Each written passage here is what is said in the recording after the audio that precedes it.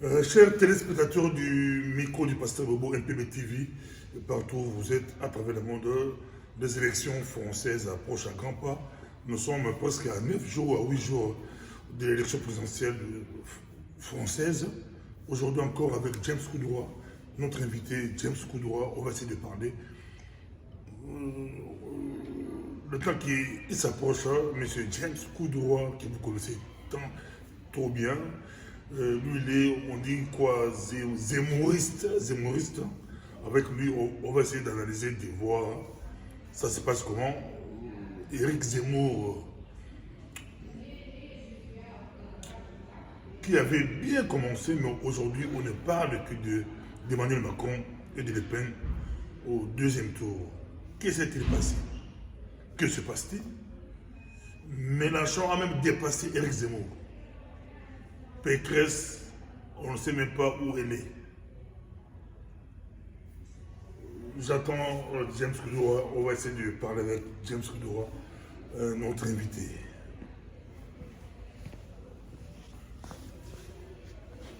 Bonjour James Koudoura. Bonjour, Pasteur Bobo. Zemmouriste.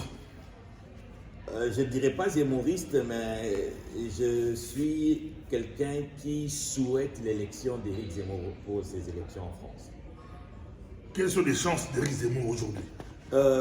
Les chances sont comme tous les candidats, les chances sont là, mais tout dépend du peuple français, tout dépend de la confiance que les électeurs français donneront à Éric Zemmour. Vous savez, les élections, comme on le dit, ce n'est pas une course à sprint, à grande vitesse, mais c'est un marathon. Donc là, maintenant, ils ont eu à commencer. Là, il reste presque 9 jours. Tout peut basculer, si je dis ça, c'est par rapport au sondage. Il est vrai. Basculer aujourd'hui, c'est difficile. Hein? C'est possible. À 9 jours. Tout est possible. Et tous les sondages nous donnent maintenant perdant. Il est perdant. Vous savez, tous les sondages. Si on regarde les élections passées en France, il y a eu un certain Édouard Balladur. Dans tous les sondages, il était gagnant. Mais Balladur n'était pas passé même au premier tour. Ouais. Donc tout est possible avec les élections. Vous savez, actuellement là, c'est que maintenant beaucoup de gens commencent à mettre un peu, à sonner l'alarme. C'est pour éviter, par exemple, des tricheries. Tricher en France. Mais si ça se passe aux États-Unis, vous croyez qu'on peut tricher en France? Oui. Peut de la démocratie. Vous savez, aux États-Unis, nous avons, vous vous souvenez, Donald Trump. Donald Trump disait qu'il y a eu tricherie. Si ça s'est passé aux États-Unis, donc c'est possible. Mais personne n'est de quoi. On dit que Trump avait un peu la tête. Non, je ne pense pas. Je ne pense pas. Vous savez, ils ont diabolisé Trump avec son groupe. Beaucoup, je ne suis pas le seul. Donc, Éric Zemmour pouvait faire de la même chose en France. D'ailleurs, contester. On dit, il y a certaines personnes, certains journalistes, certains idéologistes pensent que Éric Zemmour, c'est en quelque sorte le Trump français. Parce que Trump, c'était quelqu'un de médias. Et la seule différence avec Éric Zemmour est qu'Éric Zemmour n'est pas un businessman, mais on peut classer Zemmour dans le business parce qu'il a... Si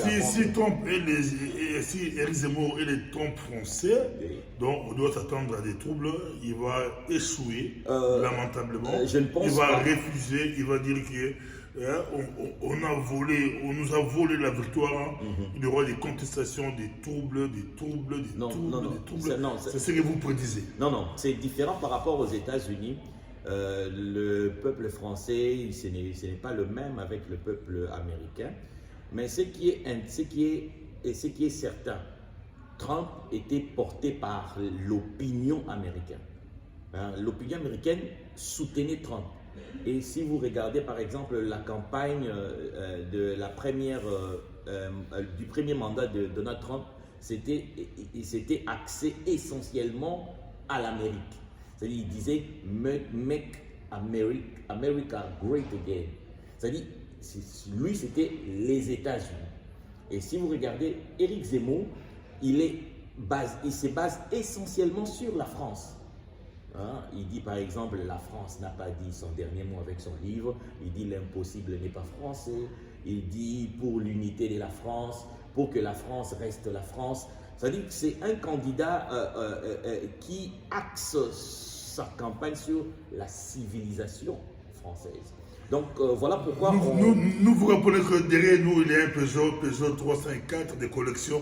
Derrière nous, ce symbole, c'est les élections françaises. Mais, monsieur James Koudoura, j'aimerais bien savoir, on aimerait bien savoir, si les sondages nous disent la vérité, qu'est-ce qui s'est-il passé subitement? Éric Zemmour, qui était bien coté, oui.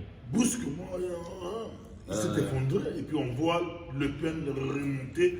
Qu'est-ce qui s'est-il passé au cas où on nous dit la vérité par rapport au sondage, au cas où? Vraiment, par rapport au sondage, il faut savoir que les sondages ne sont pas neutres. Nous devons savoir ça. Les sondages sont des armes politiques. Mais pourquoi, à un moment donné, les sondages disaient que Zemmour montait? Oui, parce que il faut savoir que, la manipulation. bien sûr, on manipulait. Bien sûr, il faut savoir que en politique, il y a deux fois, il faut nourrir son adversaire. Il faut nourrir son adversaire et deux fois, il faut vider son adversaire. Depuis les débuts, le pouvoir en place, c'est-à-dire Emmanuel Macron, voulait bien que Madame Marine Le Pen soit au second tour, depuis les débuts. Alors, Éric Zemmour, lorsqu'il est venu, pour Emmanuel Macron, c'était important pour essayer de vider un peu l'électorat de Marine Le Pen. C'était ça le but. Voilà pourquoi les sondages étaient favorables à Éric Zemmour. Lorsque Éric Zemmour est entré dans l'arène, maintenant dans la campagne, ils ont constaté que entre Zemmour et Madame Le Pen, Zemmour sera un adversaire beaucoup plus difficile parce que Zemmour allait prendre tout ce qui était de Marine Le Pen. Non seulement de Marine Le Pen, Zemmour est allé aussi prendre vers la droite normale, c'est-à-dire l'électorat de Valérie Pécresse. Alors, du coup, Zemmour devient un adversaire redoutable pour Emmanuel Macron. Voilà pourquoi les sondeurs, je pense que c'est très politique, on ne veut pas montrer à l'opinion que Zemmour a un électorat fort. Parce que on le dit, les sondages, il y a un candidat qui n'a pas reçu ses parrainages. Il s'appelle François Asselineau. Il dit ça. Lorsqu'on faisait des sondages, on ne mettait pas son nom. Parce qu'on ne voulait pas que François Asselineau amène ses sujets auprès du public. Donc, voilà pourquoi pendant qu'on faisait des sondages, on omettait volontairement son nom. Pour dire que les sondages ne sont pas neutres. Les sondages sont politisés par rapport aux questions qu'on pose par rapport aux sondages. Les gens répondent. Mais si tu ne pèses pas, pourquoi citer un nom qu'on ne connaît même pas? François Asselineau, c'est quelqu'un... Non, il pèse. Par rapport aux autres. Il pèse. Moi, je pense qu'il y a des candidats qui ont, par exemple, des candidats qui ont de 1%, de 2%, de 3% même. François allait être mieux placé parce que François Asselineau, c'est le candidat, il est classé parmi ce qu'on appelle des candidats de franc exit. Hein, c'est-à-dire que... James Koudoura, expliquez-nous un peu ce phénomène. On ne comprend pas deux personnes. Il y a Éric Zemmour et puis Mélenchon. Oui. Les deux là, ils ont fait... On a vu Trocadéro avec Éric Zemmour. Et l'autre là... À la plage, il a fait aussi... Pour moi, je pense ils font des plein. C'est quoi les phénomènes? Il n'y a aucun candidat qui fait comme eux. Ni Le Pen, ni Macron. Et pourtant, c'est Macron et Le Pen qui sont au-dessus des sondages. Oui. C'est quoi un peu le phénomène? Pourquoi des milliers de personnes se déplacent pour aller voir ces deux personnes? En tout cas, moi je le dis, si les élections sont vraiment, les résultats sont liés au travail de la campagne électorale, en tout cas, ça doit être Éric Zemmour et Jean-Luc Mélenchon au second tour. Pour deux raisons. Première raison, par rapport à leur manière, c'est ces deux candidats qui ont fait réellement campagne, qui ont réellement travaillé pendant la campagne. Jean-Luc Mélenchon et Éric Zemmour. Et la deuxième raison, c'est que ce sont les deux candidats qui ont des programmes qui sont axés essentiellement à la France. C'est-à-dire que si nous voulons même, si par exemple les Français veulent vraiment avoir un second tour costaud, idéologique, politique, ce sont ces deux candidats-là, Jean-Luc Mélenchon et Éric Zemmour. Les autres, ça sera en tout cas ça sera une mise en scène politique, tout ça. Mais le vrai débat politique du second tour, c'est entre Éric Zemmour et Jean-Luc Mélenchon. Est-ce que Jean-Luc Mélenchon et Éric Zemmour, je ne sais pas beaucoup Éric Zemmour, oui. Est-ce que c'est pas par rapport à ses analyses par rapport à la guerre en Ukraine, il a perdu le plume, ses plumes. Même la guerre en Ukraine, c'est politisé actuellement. La guerre en Ukraine nourrit la campagne de Macron. À qui la faute? Zemmour, vous aussi recadrer ces tirs. Vous savez, Zemmour... Un événement qui arrive. Oui. Vous êtes en campagne, il faut changer de stratégie à tout moment. Non, il faut savoir, dans la campagne, l'arme la plus puissante dans une campagne électorale, c'est le média. Et le média, c'est le pouvoir en place qui possède le média. Ce sont les médias, vous savez, si vous regardez Emmanuel Macron aux élections passées, c'était un candidat de médias. Le média, on lavé Emmanuel Macron.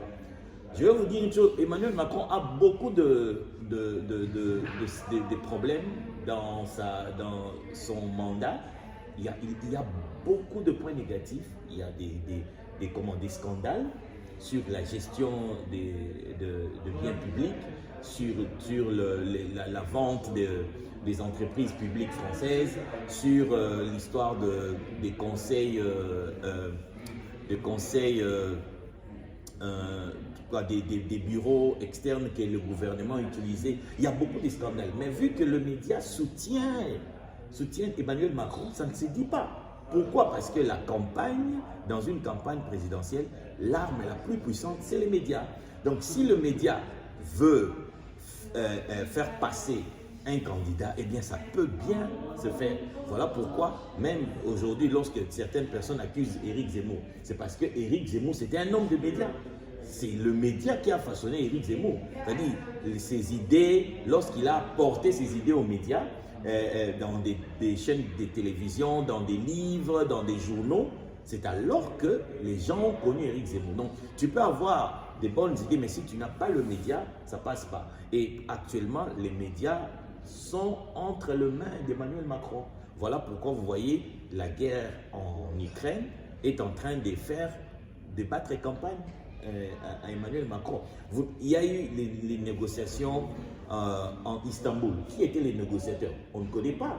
Qu'est-ce qu'ils ont dit? On ne connaît pas. Mais nous connaissons tous les jours, chaque heure, lorsque Emmanuel Macron parle avec Poutine. Même s'il veut faire, par exemple, faire un plan humanitaire, tous les médias vont. Emmanuel Macron sera au téléphone avec Vladimir Poutine. Tout ça, c'est pour nourrir que bien, les Français et votre président est en train de travailler pour votre sécurité, il est en train de calmer. Mais ce sont des histoires un peu électoralistes pour pouvoir protéger son pouvoir. Dans l'hypothèse où on voit Emmanuel Macron et Marine Le Pen au second tour, est-ce qu'Éric Zemmour va appeler ses électeurs à voter?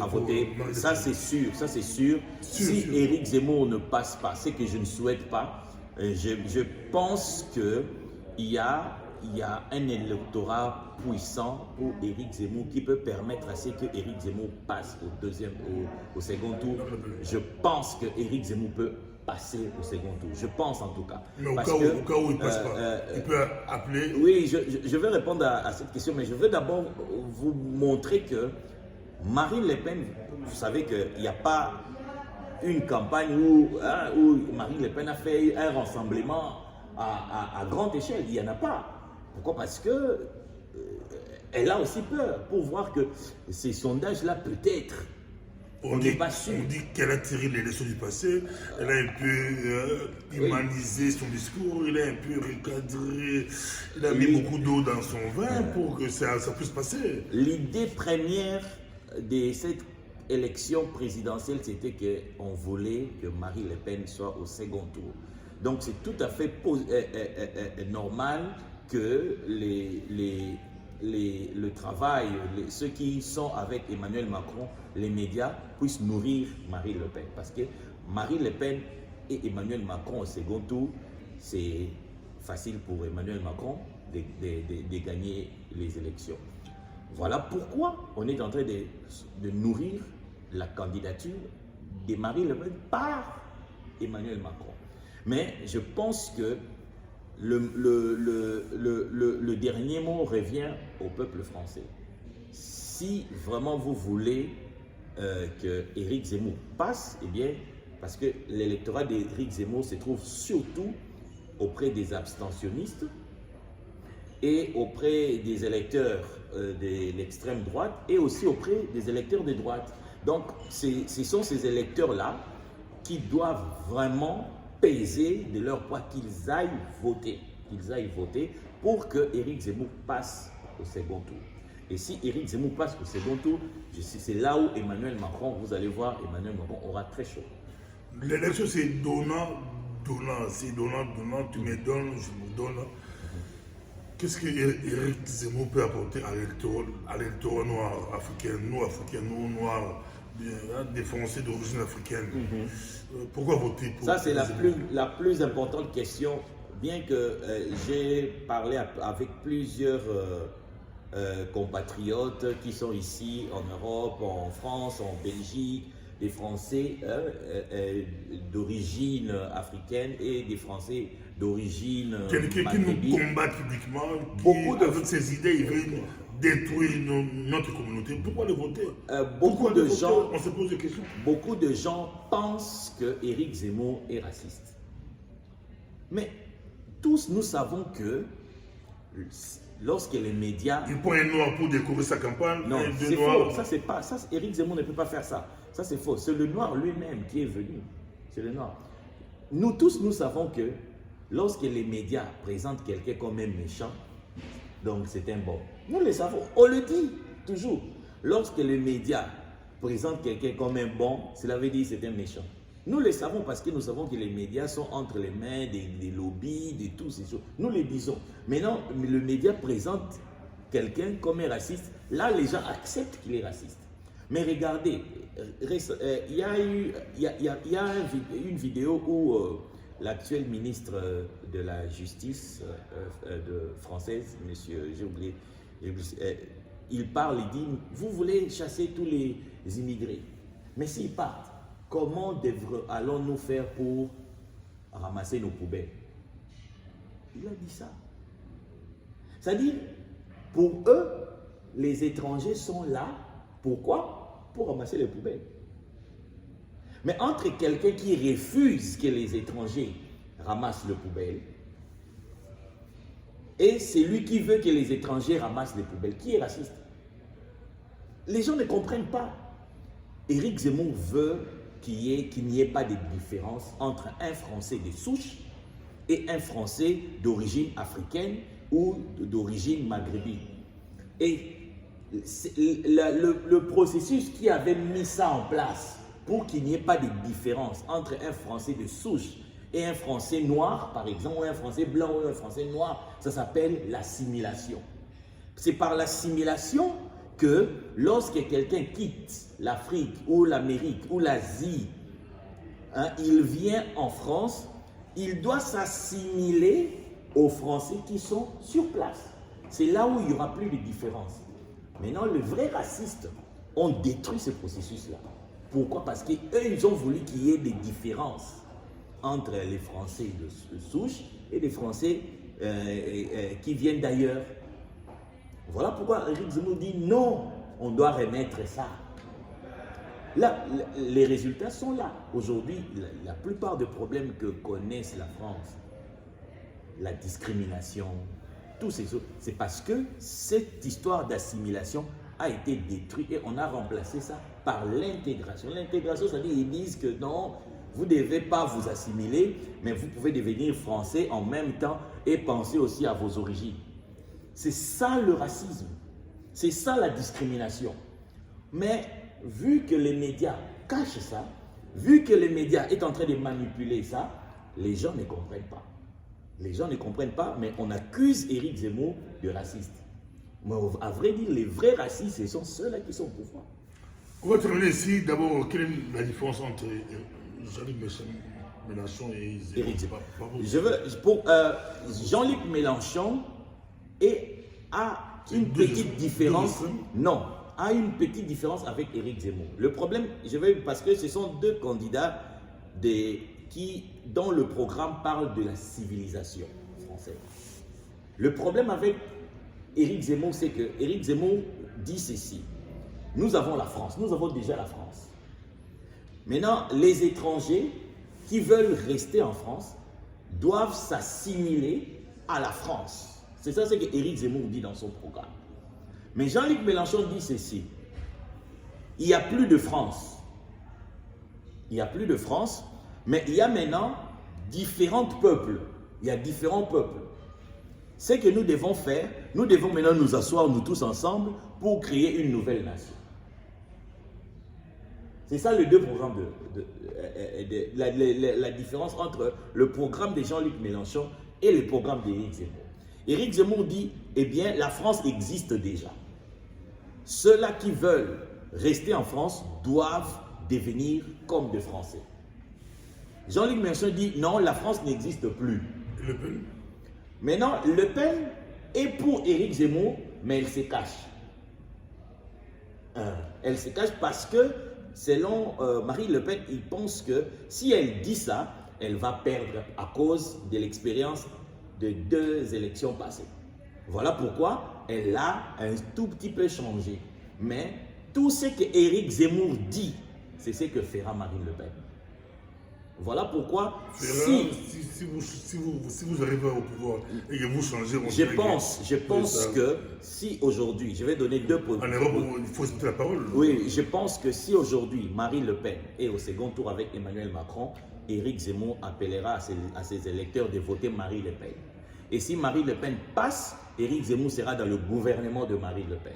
Et je pense aussi, si Éric Zemmour passe au second tour, Marine Le Pen appellera à ses électeurs de voter pour Éric Zemmour. Et si Éric Zemmour passe, peut-être Marine Le Pen va refuser à cause de son poids, va refuser d'être dans le gouvernement de Marine Le Pen. Mais la plupart de cadres qui sont encore avec Marine Le Pen seront avec Éric Zemmour. Il y a eu débauchage, beaucoup de débauchage. Ils ont ciblé Le Pen malgré le débauchage. Elle est toujours haut dans les sondages. Donc, oui, c'est politique. C'est pour ça que je parle que ces sondages-là, je pense que c'est très politique parce qu'ils veulent qu'il y ait vraiment la différence pour que l'opinion ne puisse pas comprendre qu'il y a une dynamique au niveau d'Éric Zemmour.